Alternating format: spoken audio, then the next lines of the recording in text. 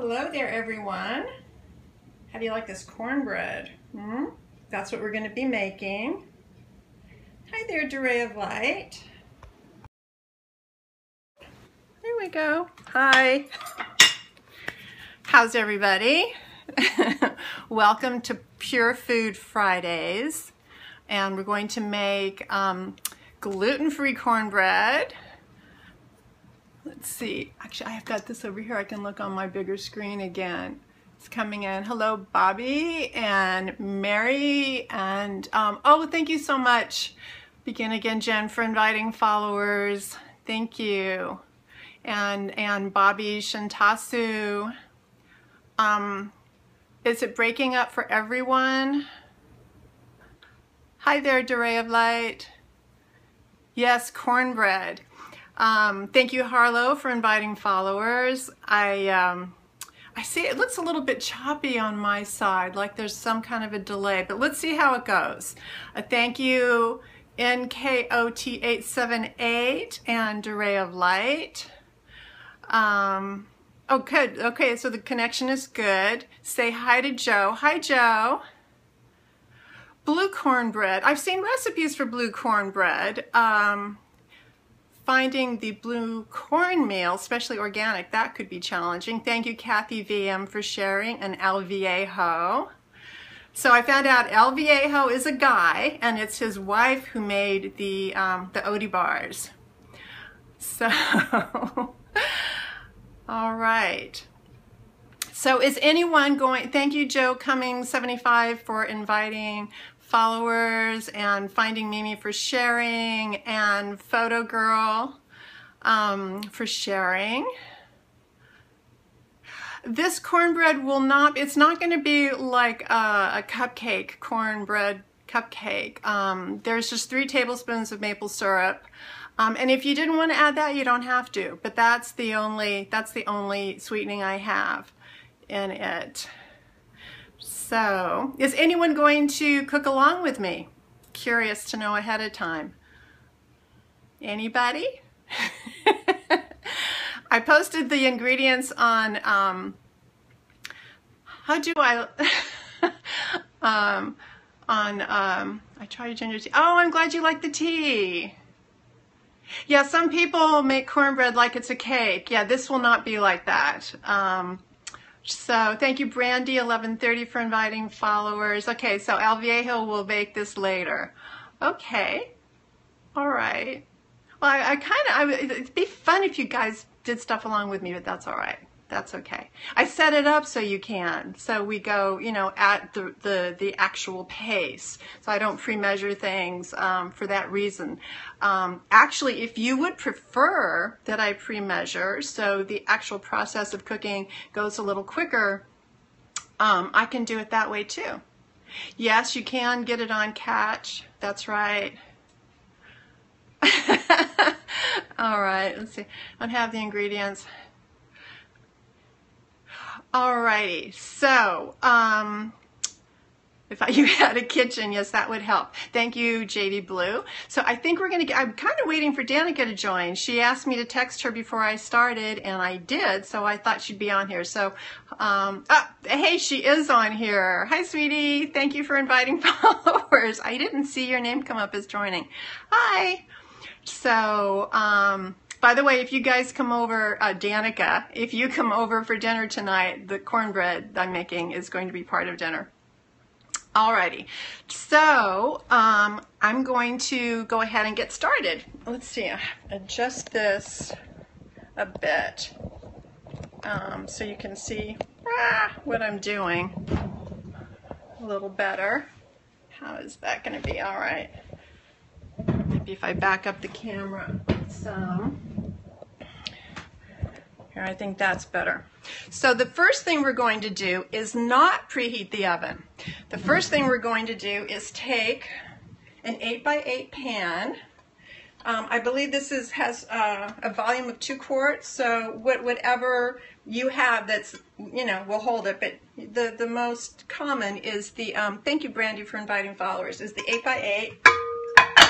And I'm going to take some organic raw coconut oil, And I'm going to take a little bit of this. Whoa! Oh, it's hot here today. So the oil is very liquid.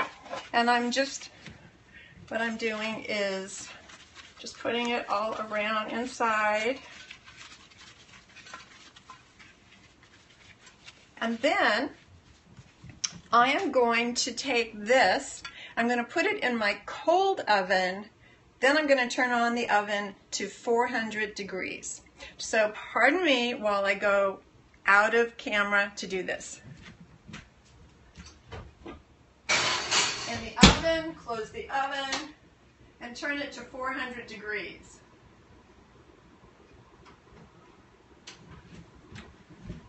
Okay, so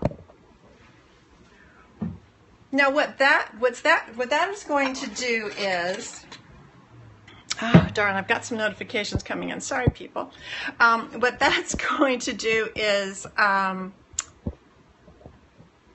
it's going to crisp up the edges and the bottom of the cornbread. So you have a very moist bread, and I'll show you with this one. You have a very moist bread. You can see it's very moist. And the edges are brown and a little tiny bit crunchy. All right? So that's what we're going for. So using my trusty mixer again, first we're going to blend all of the dry ingredients. So the first is 1.25 cups of cornmeal. Now when it comes to the cornmeal, it's very important, I think it's extremely important that you get organic cornmeal, because now pretty much all the corn that isn't organic is genetically modified. So let's see, I already have a cup. So 1 cup.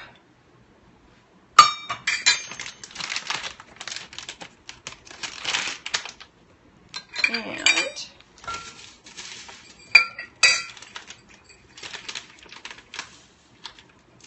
1/4 of the cornmeal. And then the next ingredient is organic brown rice flour. Danica said it's okay if I show you the brands that I use. Yes, cornbread and chili, that goes well together. In fact, I actually made my mom's recipe of beans for dinner tonight. She called them chili beans. They're not, actually, it's not really a chili recipe, but anyway, to go with the cornbread. So, oh, and when it comes to rice flour, you know, rice as a grain absorbs arsenic from the ground very easily. So where the rice is grown really makes a huge difference. You want, hopefully, to have rice that was grown in the United States, and California is the most ideal. So just a little note. And I actually checked, I wrote to Bob's Red Mill, because theirs just says USA. And there are a couple of states in the USA that have more arsenic in the soil, so I asked them specifically, and they said that they actually test for arsenic and make sure that you know, it's not in their rice. So back to the recipe. 3/4 cup of brown rice flour.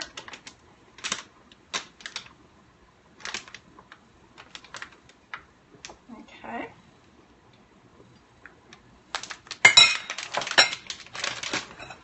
And then the next thing is cornstarch, and the same goes for the cornstarch, saying getting organic cornstarch so you're not getting the genetically modified stuff. So we put in 2 tablespoons of cornstarch.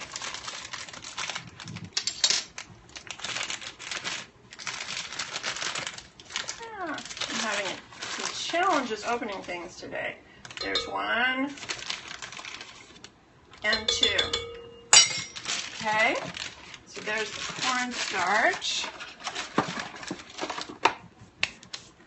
And then baking powder, aluminum-free baking powder. You don't want to bring any more aluminum into your body than you absolutely have to. And there's already a lot of it in the air that we breathe and stuff, so aluminum-free baking powder, 1 tablespoon. And then along with the cornstarch, in order to bind the bread, because we're not using gluten, and that's what gluten does, right? It kind of pulls it all together and keeps it together, is organic psyllium fiber husk. So for this recipe, for this amount of flour, they say to do 5%. Whatever your amount of flour that you have in a recipe, if 5% of it is this fiber, then that's what you need to pull it together. So that would be 1 tablespoon plus 2 teaspoons of this fiber. Okay. And then the last dry ingredient is salt. I usually use the Himalayan pink salt. It has more trace minerals in it, so you just get more out of it instead of just, you know, salty flavor. So a half teaspoon of that. And then we're going to mix this together.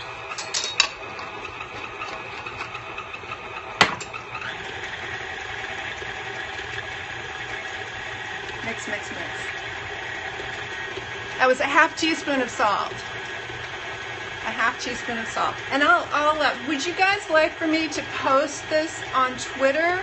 I mean, I'm going to bring it up so that I have 1/2 teaspoon of salt. I'll hold the camera up there later so you can do a screenshot, and then I can also post it on Twitter. Would you like me? Okay, all right. I hope I remember. So this is all nicely blended. Okay, now on to the last 1, 2, 3, 4 ingredients. And where are they? Oh, here's my ghee. It's gotten buried. All right. So for the oil, I use ghee. Ghee is butter. It's clarified butter, so you don't have the milk solids in there, and it's better for us. And no, I do not have a recipe book. It's better for us, and it also can be heated just like coconut oil. It can go all the way up to 450 degrees. So this is a very good thing to put, because remember our oven's at 400. All right, so now a lot of people make their own ghee. I buy it already done, and of course it's organic. It comes from hopefully very healthy cows. And so, let me get a spoon here, and we'll get in the ghee. So I want 1/3 of a cup of the ghee. And you can probably tell, I mean, I'm fairly precise about my measurements, but I don't, if it's over a teeny bit or under a teeny tiny bit, that's okay. There's our ghee, and then the next ingredient. Actually, let's mix this up a little bit.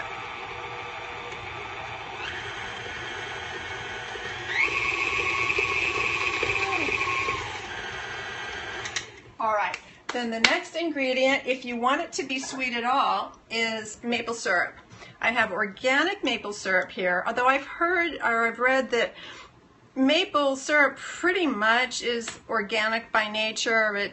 I still buy the one that actually says organic, and I get grade B, which is darker in color. It has more nutrients. It has more, I think it's B vitamins. Anyway, it has more nutrients than the lighter colored maple syrup. So I figure might as well be, you know, getting nutrients wherever I can.